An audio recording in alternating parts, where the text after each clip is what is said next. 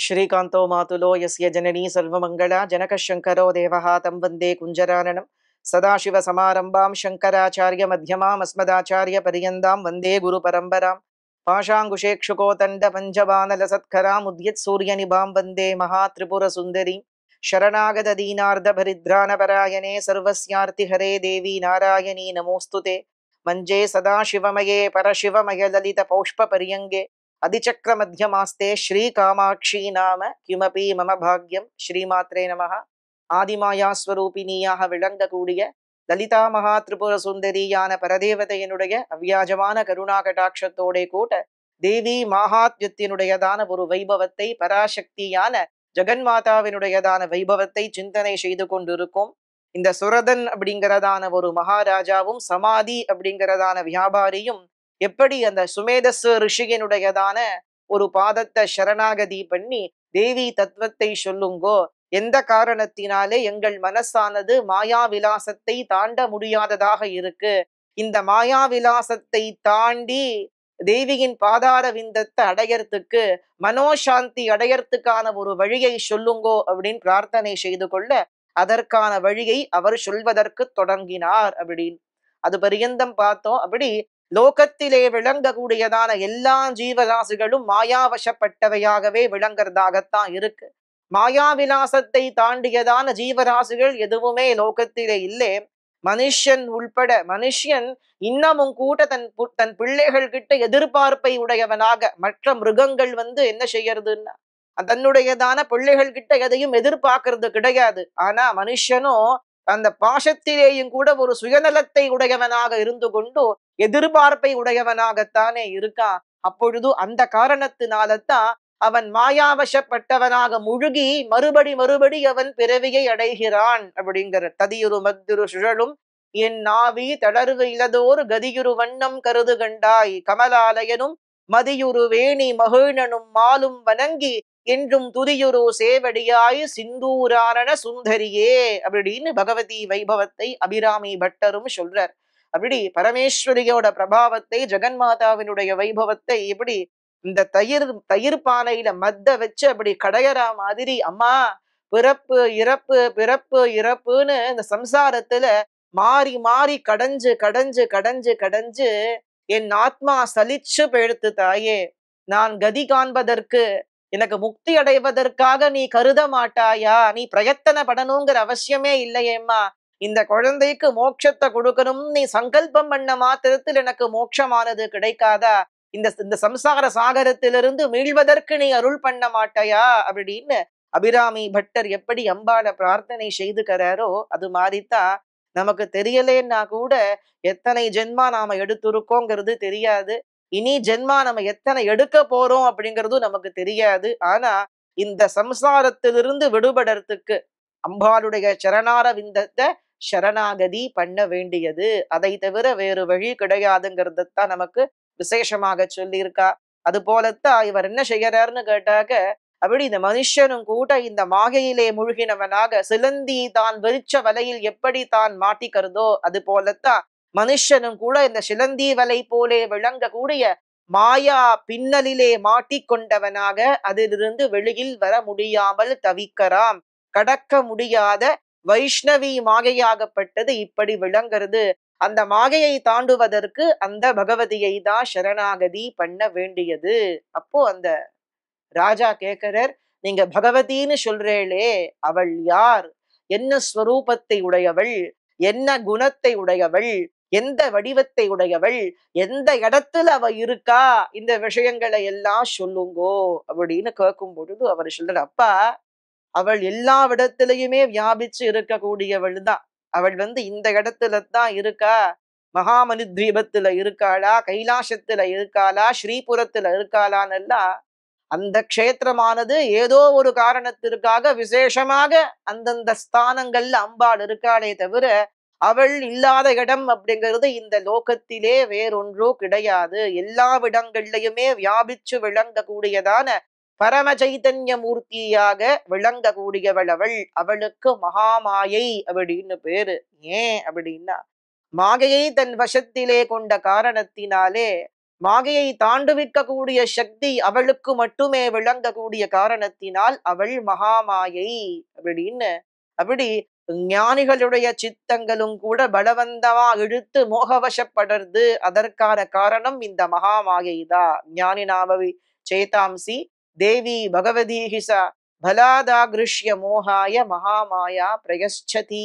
அப்படி விளங்கக்கூடியவள் இந்த மகாமாயை. ஞானிகள் சித்தங்களும் கூட மோகவசப்படுறது இல்லையா? துர்வாசர் ஒரு மகா ஞானி. காஞ்சி கஷேத்திரத்திலே காமாட்சி பரதேவதையினுடையதான பூஜா பத்ததியை நியமிச்சவரே தூர்வாச மகரிஷி தான். சௌபாகிய சிந்தாமணி அந்த கிரந்தத்திற்கு பேரு. ஸ்ரீவித்யா ரூபமாகவே விளங்கக்கூடியவர். அப்படிப்பட்ட ஞானிக்கு அடங்காத கோபமானது இருக்கே, அப்போ அதற்கான காரணம் என்ன?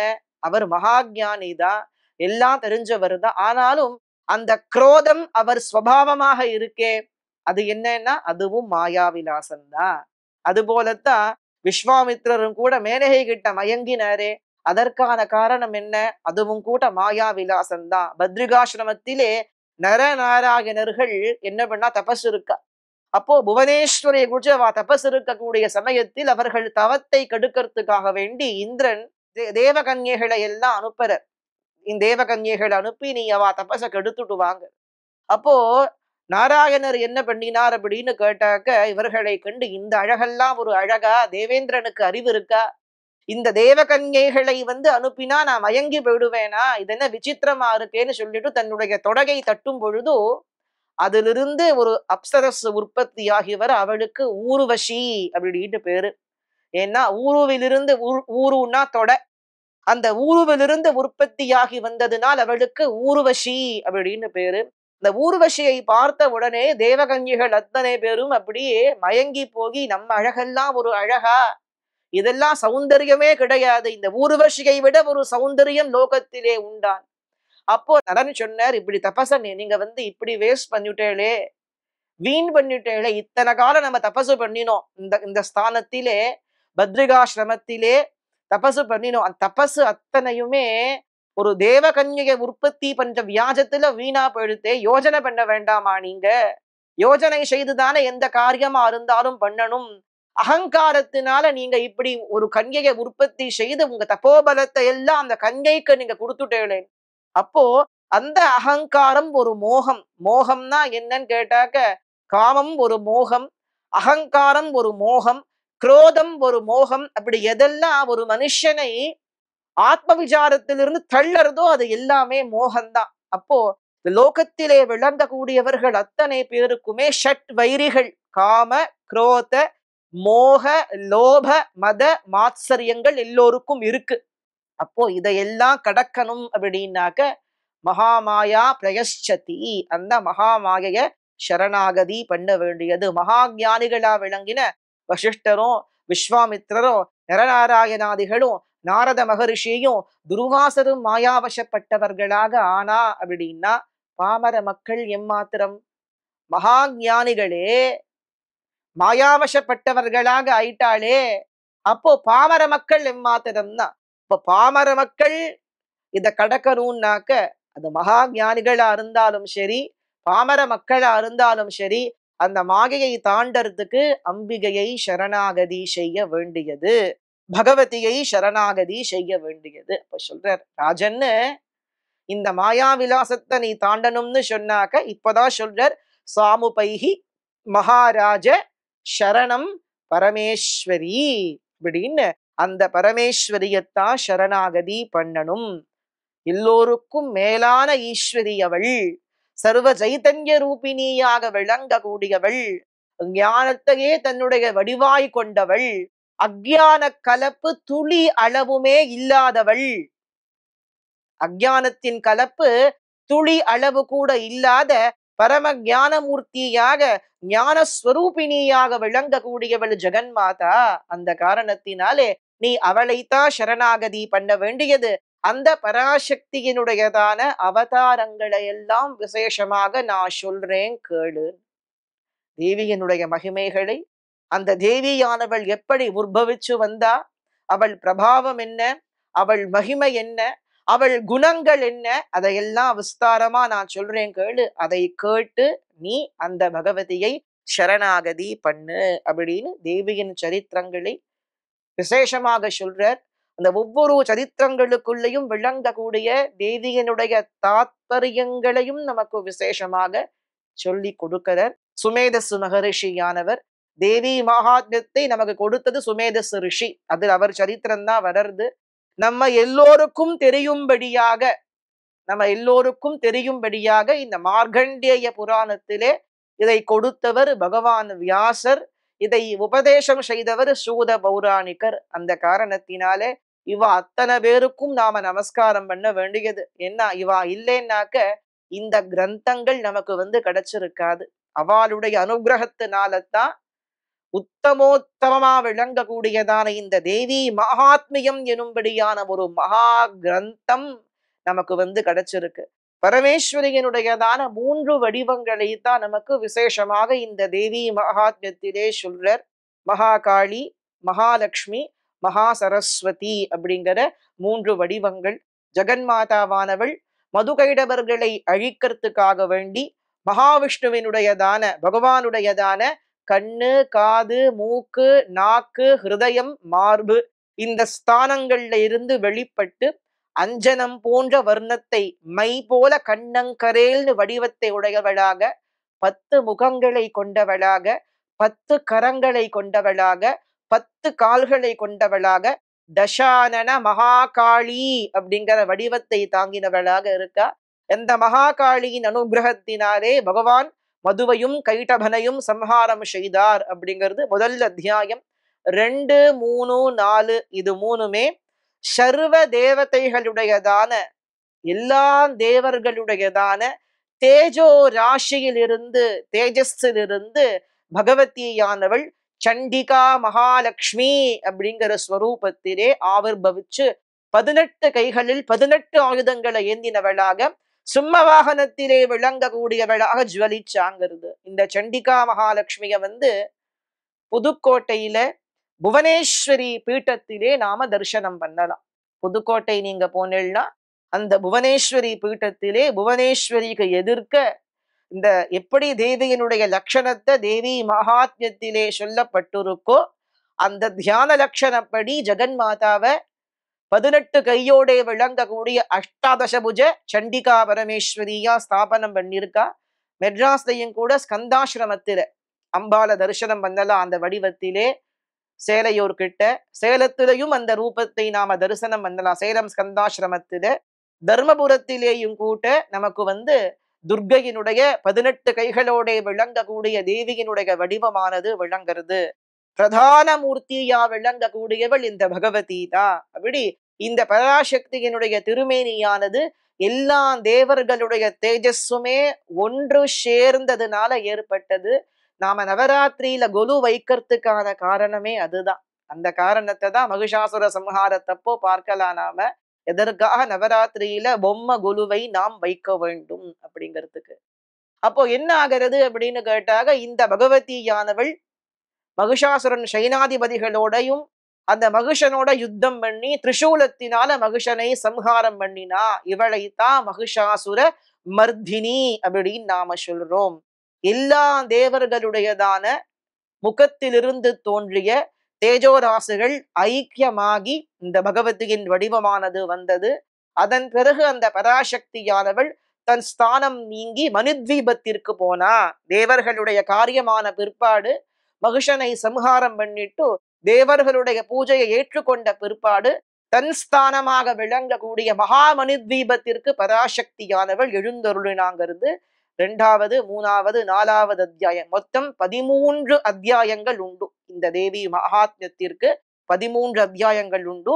அதற்கடுத்து வரக்கூடிய அத்தியாயங்களிலே பார்வதி தேவியானவள் எப்படி கௌஷிகி அப்படிங்கிற ஒரு வடிவத்தை தாங்கிக் கொண்டு பார்வதியினுடையதான ஷரீர கோஷத்திலிருந்து வெளிப்பட்டதினாலே கௌஷிகி அப்படின்னு அவளுக்கு பேரு. அவளுக்கு மகா சரஸ்வதி அப்படிங்கிறதான ஒரு நாமா.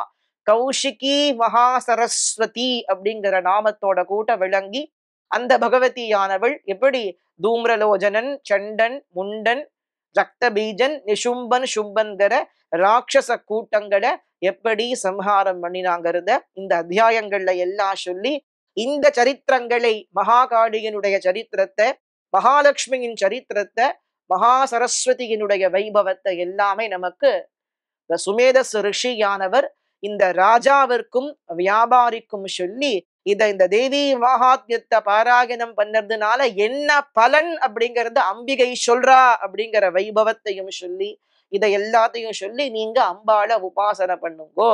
யார் யாருக்கு என்னென்ன சௌபாகியத்தை உண்டு பண்ணணுமோ அந்தந்த சௌபாகியத்தை பகவதி உண்டு பண்ணுவா. நீங்கள் என்ன வரத்தை கேட்டாலும் அந்த வரத்தை கொடுக்கக்கூடிய மூர்த்தியாக அந்த பகவதி ஸ்வயம் தானே பிரகாசிக்கதான்னு சொல்லி அம்பாளை உபாசிக்க கூடியதான ஒரு வழியை தேவி சூக்தத்தினாலே, அதாவது தேவி சூக்தம் அப்படிங்கிறது வேதத்திலே விளங்கக்கூடிய தேவி சூக்தம் மாத்திரம் இல்லை, இந்த தேவி மகாத்மியத்திலே விளங்கக்கூடிய தாந்திரீக தேவி சூக்தமும் இல்லை. அவ உபாசனை செய்தது பராதேவி சூக்தம்னு பேரு. பரம் தேவி சூக்தம்னு சொல்லுவா. ரொம்ப ரொம்ப ரகசியமானது, தேவியினுடைய வைபவத்தை ரொம்ப விசேஷமா சொல்லக்கூடியது. அந்த பரம் தேவி சூக்தத்தினால 3 வருஷ காலம் இவர்கள் அம்பாளை உபாசனை பண்ணினாங்கிறது நமக்கு விசேஷமா சொல்லியிருக்கா. அதன் பிறகு தேவியானவள் காட்சி கொடுத்து அவரவர்களுக்கு வேணுங்கிற வரத்தையும் அனுகிரகம் பண்ணினா, மோட்சத்தையும் கொடுத்தா அப்படிங்கிறது நமக்கு தேவி மகாத்மியம். அப்படி இந்த 3 மூர்த்தங்களுக்கும் ஆதாரமா விளங்கக்கூடிய மூர்த்தி யாருன்னா அவளுக்கு மகாலட்சுமி அப்படின்னு பேரு. சர்வஸ்யாத்யா மகாலட்சுமி திரிகுணா பரமேஸ்வரி லக்ஷ்யா லக்ஷ்யஸ்வரூபாசா வியாப்ய கிருஷ்ண வியவஸ்திதா. இவள் வடிவத்தை ரகசியத்ரயம் சொல்றது. மகாலட்சுமி சர்வஸ்யாத்யா, இவளுக்கு மேல வேற ஒன்றுமே கிடையாது. சர்வத்திற்கும் ஆதியாக விளங்கக்கூடியவள் அப்படிங்கிற காரணத்தினால அவளுக்கு சர்வஸ்யாத்யா, அவள் நாமமே சர்வஸ்யாத்யா தான். சர்வஸ்யாத்யா மகாலட்சுமி திரிகுணா, அவள் நிர்குணை. எந்த குண ரூப நாமங்கள் இல்லாத நிர்குணையாக விளங்கக்கூடியவள், குணக்கலப்பு இல்லாதவள் அவள் பரமேஸ்வரி. அவளே என்ன செய்யறான்னு கேட்டா லோகத்தை உண்டாக்குறதுக்காக வேண்டி 3 குணங்களோட தோன்றுகிறாள். தமோ குணத்தினாலே மகாகாளிங்கிற வடிவத்தை அவளே தாங்கிக்கிறார். சத்வகுணத்தினாலே மகா சரஸ்வதி அப்படிங்கிற வடிவத்தை அவளே தாங்கிக்கிறார். அதன் பிறகுதான் இவ 3 பேருமா சேர்ந்து பிரம்மா சரஸ்வதி விஷ்ணு லக்ஷ்மி ருத்ரன் ருத்ரானிங்கிற சக்திகளை உற்பத்தி செய்யறாங்கிறது நமக்கு தேவி மகாத்மியத்திலே விளங்கக்கூடிய ரகசியத்ரயம். அதிலே பிராதானிக ரகசியம் சொல்றது. அப்படி அவள் சர்வ சைதன்ய மூர்த்தியாக விளங்கக்கூடியவள். அவள்தான் எல்லா மூர்த்தங்களுக்கும் ஆதாரமானவள். இந்த வடிவத்தோட ஸ்தூலமாக சூக்ஷ்மமாக 2 க்ஷேத்திரத்தில் அம்பாள் இருக்கா. இந்த சர்வஸ்யாத்யா மகாலட்சுமி எங்க இருக்கா? மகாகாளி மகாலட்சுமி மகா சரஸ்வதிங்கிற 3 மூர்த்திகளுக்கும் ஆதாரமான மதுகைடவர்களை சம்ஹாரம் பண்ணின மகாகாளி, மகிஷாசுரனை ஒழிச்ச சண்டிகா மகாலட்சுமி, நிஷும்ப சும்பர்களை துவம்சம் பண்ணின கௌஷிகி மகா சரஸ்வதி, இவ 3 பேருக்கும் ஆதார மூர்த்தியானவள் சர்வஸ்யாத்யா மகாலட்சுமி. அவள் ஸ்தூலமாக விளங்கக்கூடிய க்ஷேத்திரம் கொல்ஹாபுரம் அப்படின்னு பேரு. கோலாசுரன்கிற அசுரனை சம்ஹாரம் பண்ணி அந்த க்ஷேத்திரத்திலே மாதுலிங்கம் கதாம் கேட்டம் பானபாத்திரம் ச பிப்ரதி அப்படின்னு தன் சிரசிலே நாகப்பாம்பையும் லிங்கத்தையும் யோனியையும் தாங்கினவளாக 4 புஜங்களிலே கேடயத்தையும் மாதுலிங்க பலத்தையும் கதையையும் மேந்தினவளாக பானபாத்திரத்தை தாங்கினவளாக சர்வஸ்யாத்யாங்கிற ஸ்வரூபத்தோட கூட்ட கொல்ஹாபுரத்திலே ஸ்தூலமாகவும், காஞ்சிபுரத்திலே காமாட்சியினுடைய 3 ரூபங்கள்ல பிரதான ரூபமாக இந்த சர்வஸ்யாத்யா மகாலட்சுமியா காமாட்சியே விளங்குறாங்கிறதும் ரகசியமான ஒரு விஷயம். இது சௌபாகிய சிந்தாமணி அப்படிங்கிற ஒரு கிரந்தத்திலே விளங்குறது. அதிலே காமாட்சியினுடைய 3 வடிவங்களை சொல்லும் பொழுது முதல் வடிவம் சர்வஸ்யாத்யா மகாலட்சுமி, 2வது ஸ்ரீவித்யா திரிபுர சுந்தரி, 3வது சாமுண்டா உக்ர சாமுண்டா அப்படின்னு 3 வடிவத்திலே அம்பாள் வடிவத்தை சொல்லி இந்த 3 வடிவத்துல பிரதான்யமா லலிதா திரிபுர சுந்தரியினுடைய ஸ்வரூபத்தையும் சொல்லியிருக்கா. அப்போ சர்வஸ்யாத்யா மகாலட்சுமியாவும் சாமுண்டாவாவும் காமாட்சி இருக்கா. நம்ம கண்ணுக்கு தெரியல. நம்ம கண்ணுக்கு வெளிப்படையாக ஸ்ரீவித்யா மூர்த்தியா தேவி தெரியறா. அப்படி இந்த 2 க்ஷேத்திரத்திலேயும் ஜெகன்மாதா, இதை தவிரவும் க்ஷேத்திரங்கள் உண்டு. சர்வஸ்யாத்யா ரூபத்தில தேவி விளங்கக்கூடிய க்ஷேத்திரங்கள் உண்டு. இருந்தாலும் பிரதான்யமாக சர்வஸ்யாத்யா மகாலட்சுமி திரிகுணா பரமேஸ்வரியாக கொல்ஹாப்பூரிலேயும் விளங்குறா. அதே போல காஞ்சிபுரத்திலேயும் பராசக்தியானவள் பிரகாசிக்கிறா. காஞ்சி நகரத்திலேயும் காஞ்சிபுரத்திலேயும் பிரகாசிக்கிறா. மும்மூர்த்திகளுக்கும் ஈஸ்வரியாக விளங்கக்கூடியவள், சர்வ சைதன்ய மூர்த்தியானவள். எல்லா தேவி மூர்த்தங்களுக்கும் ஆதாரமான ஏகமூர்த்தியாக விளங்கக்கூடியவள், ஸ்ரீசக்கர பிந்து மத்தியத்திலே பிரகாசிக்க கூடியவள், தன்னை தவிர வேறொரு வஸ்து இல்லாதவள், அபியாஜ கருணாமூர்த்தியாக ஜுவலிக்க கூடியவள் ஜெகன்மாதாவான பராசக்தி, அந்த மகாலட்சுமி. அப்படி சர்வஸ்யாத்யாவினுடைய வைபவத்தை தான் இந்த தேவி மகாத்மியம் முழுக்க சொல்லறது. அதனாலதான் இந்த மகாலட்சுமியினுடைய வியஷ்டி ரூபமா விளங்கக்கூடிய சண்டிகா பரமேஸ்வரியினுடைய சரித்திரத்தை சொல்லக்கூடிய 2, 3, 4 அத்தியாயத்தை மாத்திரம் பாராயணம் பண்ணினாலே தேவி மகாத்மியத்தை பாராயணம் பண்ணின பூரண பலன் கிடைக்கிறது. ஏன்னா அவள்தான் எல்லோருக்கும் ஆதாரம் இல்லையா?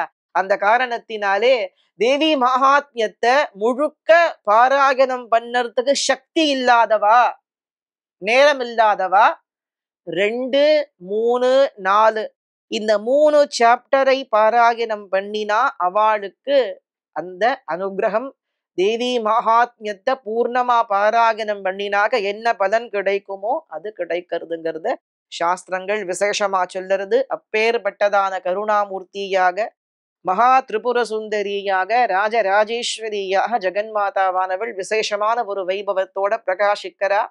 மேலும் அந்த பகவதியானவள் மகாகாளி வடிவத்தை தாங்கிண்டு எப்படி பதுவையும் கைடபனையும் சம்ஹாரம் பண்ணாங்கிற விஷயத்தை நாளைக்கு நாம சிந்தனை செய்யலாம். சர்வ மங்கள மாங்கல்யே சிவே சர்வார்த்த சாதிகே சரண்யே த்ரயம்பகே கௌரி நாராயணி நமோஸ்துதே. ஸ்ரீமாத்ரே நமஹ. காமாட்சி சரணம். காமாட்சி காமாட்சி.